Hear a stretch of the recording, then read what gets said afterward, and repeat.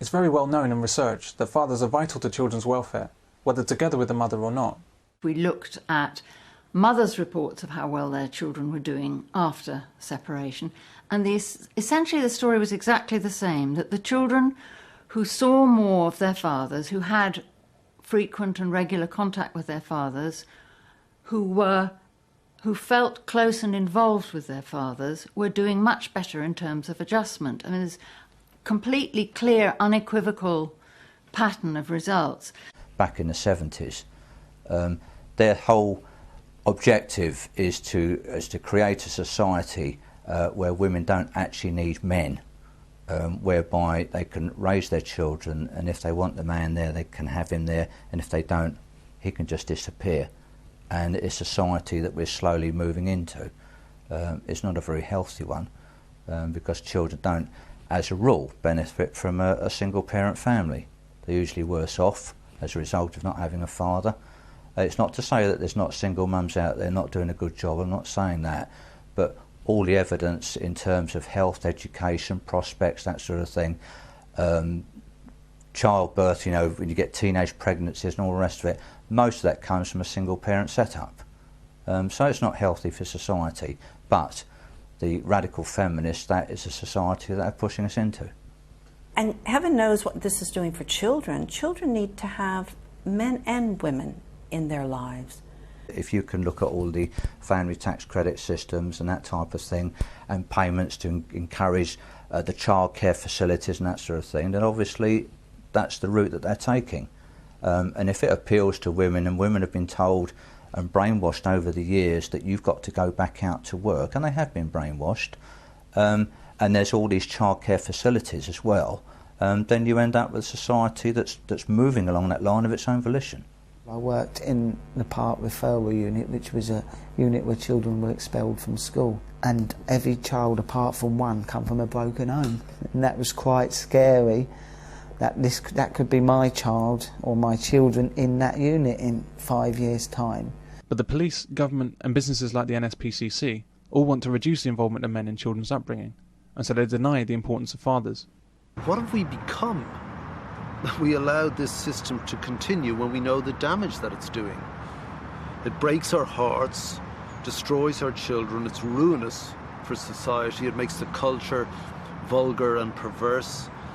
It costs a fortune, and it flies in the face of everything we know as humans. It's precisely because of the damage to society that results from the forced removal of fathers that this system exists.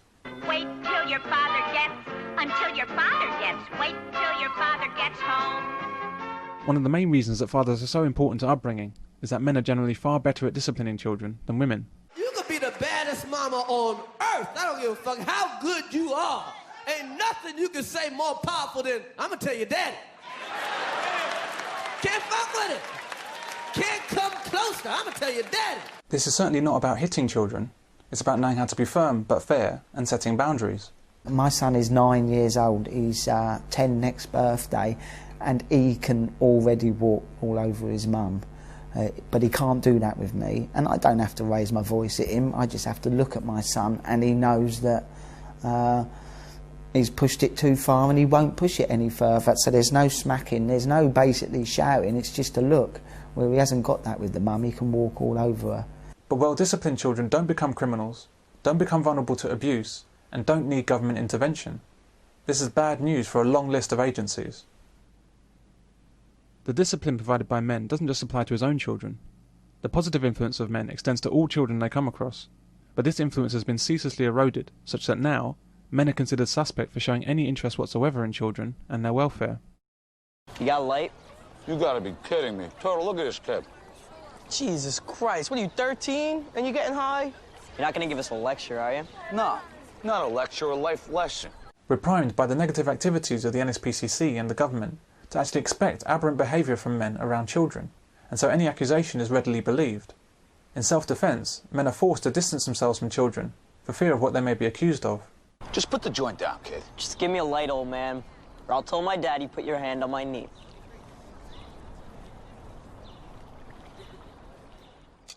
Problems with children today is because adults have distanced themselves to such an extent and are too scared anyway to get too close to them, the children aren't being fed the right information. They're having to discover it for themselves. There's no one to be close enough to lead them through the emotional situations, to guide them closely. And they're seen as they're kind of objects. They're distant from a man's point of view. Children are kind of distant objects unless they happen to have their own. And so in a sense we're no nearer than we were in the Victorian era, if you see what I mean. You see children around you in the streets, maybe getting up to mischief, maybe playing truant. Nobody says anything. Jimmy Bulger, wasn't he? He was walked out of the middle of the shopping centre, and so you had little Jimmy Bulger, the two boys who eventually killed him, walking around the street during school hours. Nobody says anything. The alienation of men from children. For men to feel safe around children, the best thing that they can do is to be cold and distant. And that's exactly what they've become. Men have become cold and distant to a large extent. So, for example, teachers, male teachers, won't go near the children. They'll be rigid. And so children grow up thinking, God, men are cold and distant. And they are. They have to be, for their own protection. And I, as a male, resent that very deeply, and I think a lot of men do as well. And they're angered by it. And a lot of boys have missed out as a result of that, boys in particular. I mean, it's a double whammy for them, because if they haven't got the male role model, and they haven't got the affection, they're missing a lot. Hence all the delinquency. Hence almost the psychopathy in our society. The government and charities want themselves to be the only agencies involved in child protection, instead of the most appropriate and the most effective child protector on the planet, men. Perversely, by removing men from protecting children, they create much larger numbers of children in need of protection. This should be ironic, but it's actually great for business.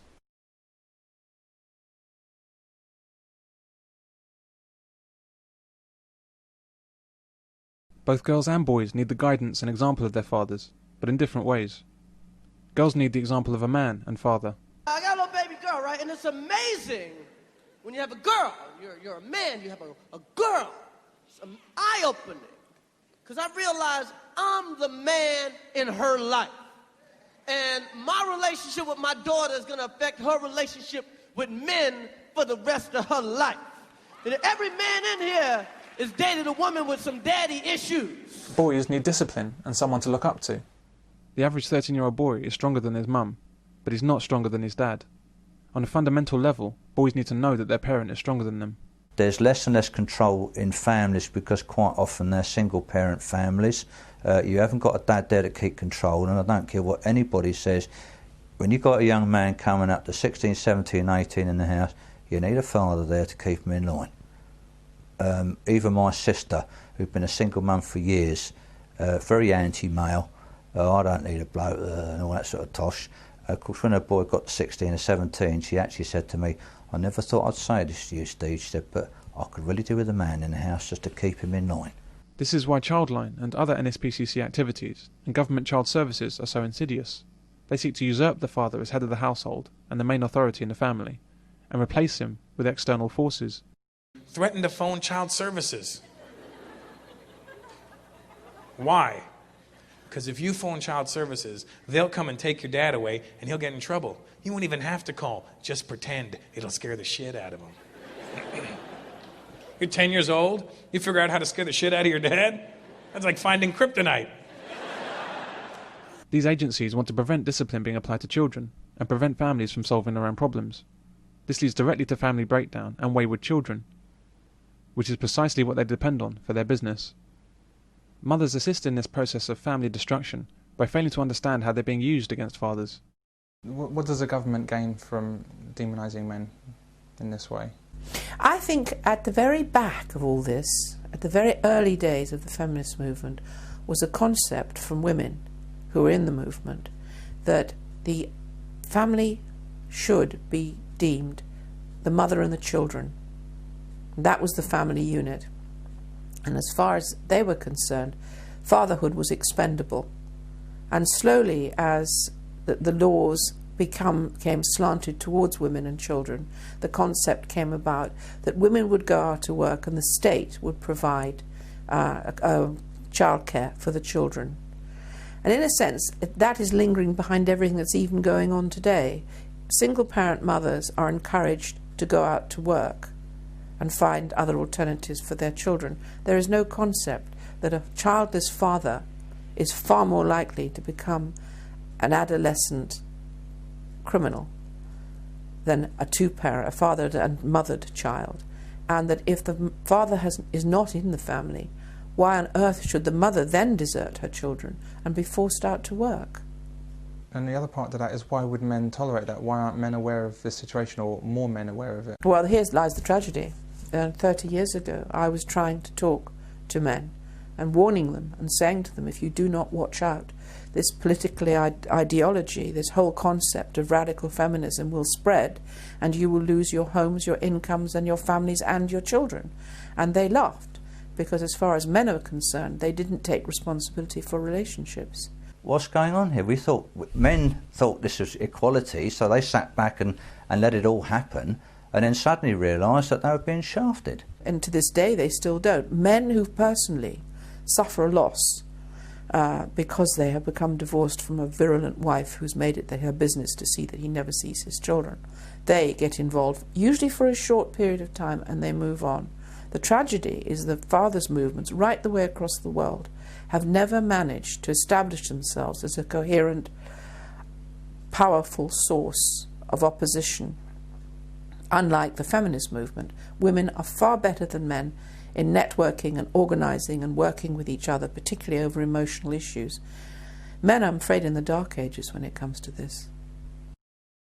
The destruction of family led by feminists is like a scorched earth policy. Women won't be able to go back from feminism even if they wanted to. The concept of family has been so thoroughly wrecked, they won't know what it is. When children run amok, joining gangs, being violent, committing crime, and generally being antisocial, this strengthens government. They can use the inexplicable problem of wild children to further attack family, create more police officers, increase taxation, and draft new laws to increase their power in society. So these young lads are just, they're getting out of control, and probably not so bad round here because we live in a rural sort of area, but in the inner city parts of London and places like that, I cannot imagine what these young men are behaving like now. You've got an increasingly violent society. You've got no respect at all, as I see it, between young men and young women. And I saw all that happening in the 80s and 90s. There's definitely a breakdown in family. The number of divorces is the highest I think it has ever been.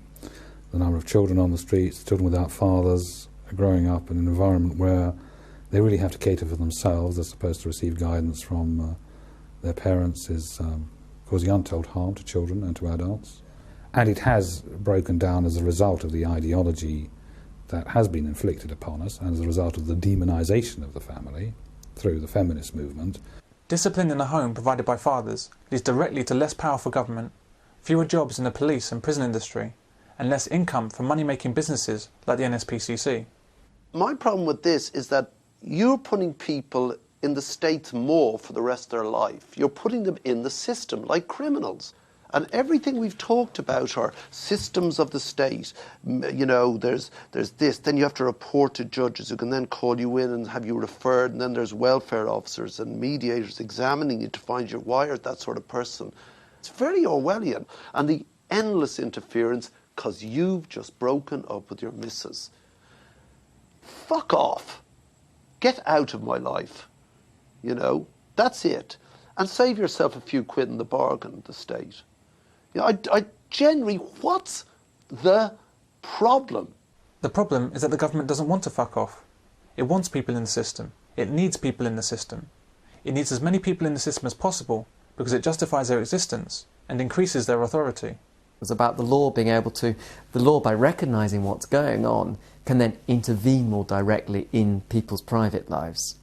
It puts people within the remit of law and then they can be controlled again. This is why government will frequently deny their own research and claim that fathers are not that important to upbringing, and indeed are often detrimental to the child. Do you think that there's any discrimination against two-parent families in our society today? Yes, I do. I think there's a very interesting paper that was written by Harriet Harman Patricia Hewitt and Anna Coote in 1990. It was a policy paper for the Labour Party. And one of the remarks that was made with the three women was saying that men weren't necessarily harmonious in family life. And those women are now in positions of great power.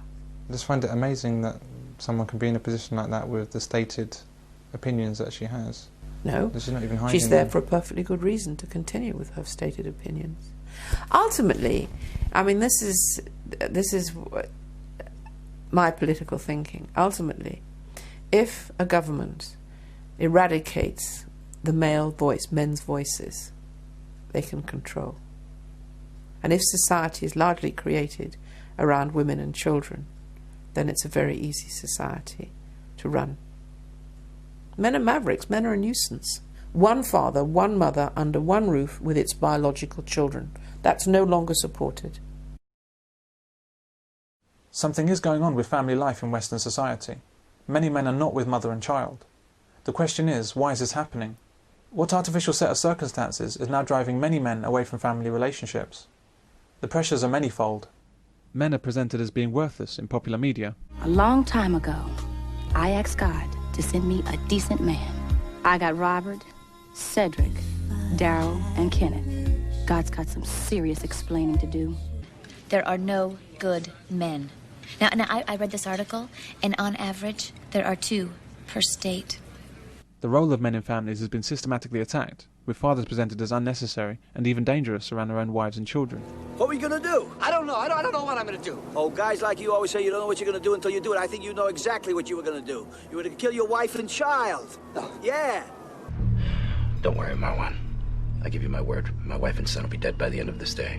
Men and women have been artificially put in competition with each other. Our biological programming as humans is quite simple in this respect. Women want to be with men that they can look up to, depend on and admire. Men want to be with women who are supportive and feminine. Men do not want to compete with women.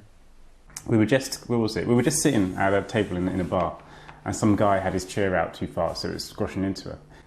And she completely flew off the handle. It was unwarranted. She turned around and swore at him. I said, "Can you move your blasted fucking chair?" It's like, right, this is not an attractive thing. I'm not feeling it right now. So yeah, that kind of, and I guess that's kind of that kind of masculinity around a woman is unattractive. Yeah, but what would happen if that guy turned around and wanted Well, of course, to he's going to start on me. So he's not going to slap her. She's a woman. He's going to start on me. Nothing to do with me. Actually, no. She probably would have taken it. You must have done. The fundamental fact of life is that women are not the opposite sex. They're the complementary sex. But government and business have convinced women that they should be competing with men, and we all suffer for it. They prefer men who have more status and resources than they do.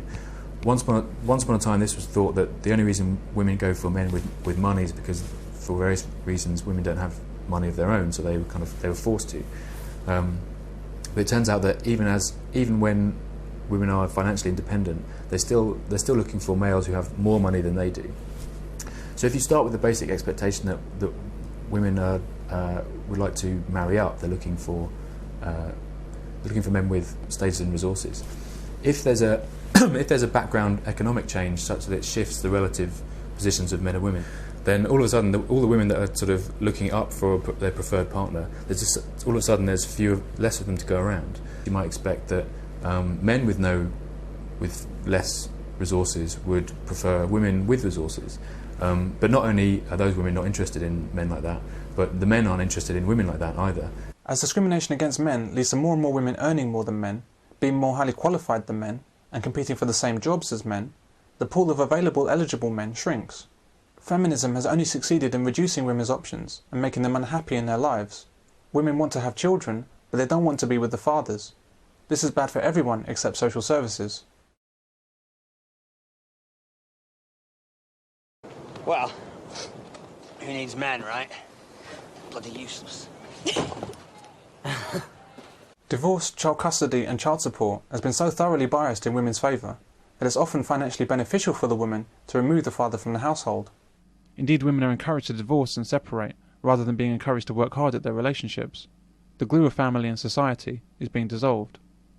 As we've grown in society towards a situation whereby people are getting married less often. In fact, a lot of babies now are born outside wedlock compared with 20 or 30 years ago.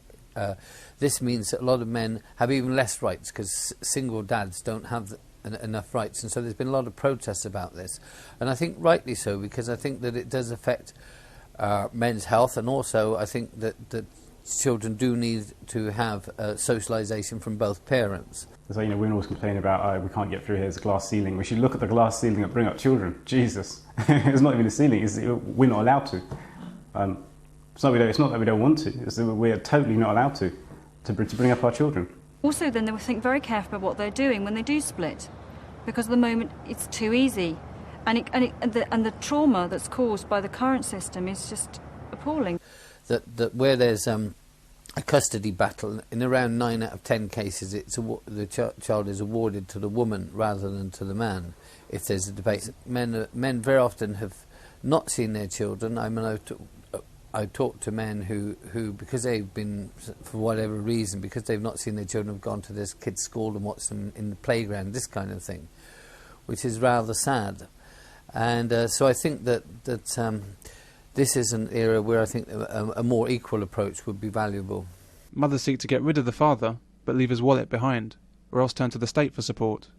I'll give you an example. My daughter, she split from her husband a couple of 3 years ago, and she freely admitted, she said, I can't believe, she said, the amount of money that I'm getting now that I didn't get before. Paid my rent, my rates, I'd have got my family tax credits, I'd have got the child benefit, and I'd have got the support from Nick as well. She said, I'm better off financially as a single mother, she said, than I was when I was with Nick. And now that this other chap's moved in, they're getting married next year, as soon as he moved in, their income went down. When you actually are better off being a single mother than you were when you were married, there is something wrong with a system like that. Women have a menu of options to assault men and destroy family, given by a government that reaps the benefit of female spite. Women don't have the wisdom to leave the powers alone, because they're too selfish to understand the consequences. The real purpose of continuously defaming men, belittling fathers, and also inflating the incidence of male child sexual abuse and male domestic violence is to dismantle the family and further separate men from children and women's lives. By using this divide and conquer technique based on lies and prejudice, the greatest protectors of children and family, men, are kept away from those most in need of protection. The reason this is being done is simple. The family unit, headed by the man, is a competitor to government and other agencies. First thing that had to be destroyed was the family, the man, because he will not work for the state, he will work for his wife and children, and his loyalty will go to his wife and children. Men don't bend over and do as they're told, as government would like, and men don't look to government to solve all of their problems. Men have an instinctive understanding that self-reliance is the only protection from tyranny. The same cannot be said of women. They are far more malleable and controllable. When a man looks at the world, he looks for freedom and opportunities for himself and his family. He wants the ability to succeed so that he can provide. When a woman looks at the world, she wants security and comfort. She wants to depend on someone to provide that for her. Where a man is not available, she desperately looks for a replacement. She looks to the state. This is why many were fearful of what it would mean for women to have the vote.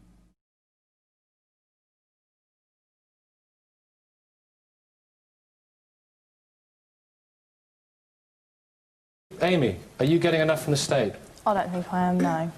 I think everybody stands here and says, oh, all these mums are living off benefits, not going back to work, but maybe if they gave us a little bit more leeway with childcare. What do you get at the moment? Just Pardon? What sort of help do you get? I get housing benefit and income support. Women voting leads directly to big government. Women don't vote for less taxation and easier business regulations as men do.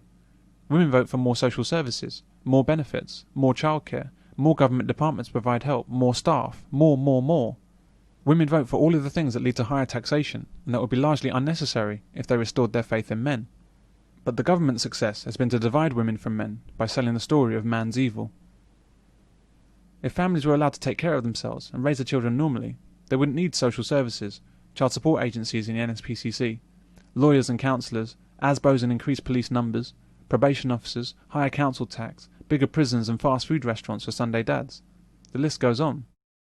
How does this work and how does it maintain itself? How does it maintain itself? Yes. Well, the beauty industry maintains itself by defining more and more behaviours, categorising more and more behaviours, normal behaviours, as acts of abuse. So, for example, whereas 30 years ago, the NSPCC was concerned with the killing and severe beating of children. It's now concerned with smacking children, shouting at children. It has even tried to suggest that 5-year-old boys who have an interest in 5-year-old girls are paedophiles. It's actually used those words. They're not my words, they're the NSPCC's words. Taking men away from children generates phenomenal income, thousands of jobs, and huge political power for those responsible. Partly because adults have been prevented from taking responsibility for the children that are around them. The concept came about that women would go out to work and the state would provide childcare for the children. And in a sense, that is lingering behind everything that's even going on today. Single-parent mothers are encouraged to go out to work and find other alternatives for their children. Taking men away from mothers allows them and their children to become more controllable by the state. The mother feeds and washes her children, and the excluded father is made to pay for their upbringing. But it's the government that raises the children, becoming the surrogate father and husband.